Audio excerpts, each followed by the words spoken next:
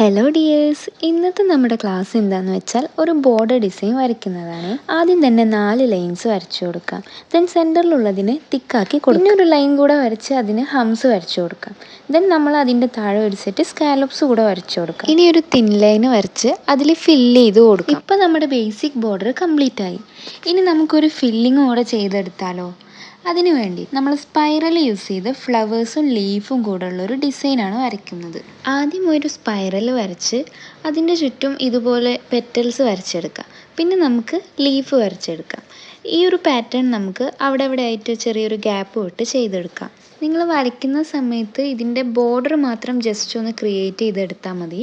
Fillings നമ്മൾ ഇതെല്ലാം കഴിഞ്ഞതിന് ശേഷം അവസാനമാണ് കൊടുക്കുന്നുണ്ടാവുക. ഇനി എന്താണ് ചെയ്യേണ്ടതെന്ന് വെച്ചാൽ നമ്മളിപ്പോൾ വരച്ച ബോർഡറിനെ തന്നെ ജസ്റ്റ് ഒന്ന് ബോൾഡാക്കി കൊടുക്കുക. ഫില്ല് ചെയ്യാനുള്ള എളുപ്പത്തിനും കൂടെ വേണ്ടിയാണ് നമ്മൾ ഇങ്ങനെ ചെയ്യുന്നത്. നിങ്ങൾ എൻ്റെ ചാനൽ ആദ്യമായിട്ട് കാണുന്നവരാണെങ്കിൽ സബ്സ്ക്രൈബ് ചെയ്യണേ. അതേപോലെ തന്നെ നിങ്ങൾക്ക് ഈ വീഡിയോ യൂസ്ഫുൾ ആണെങ്കിൽ കമൻസിൽ അറിയിക്കണം കേട്ടോ.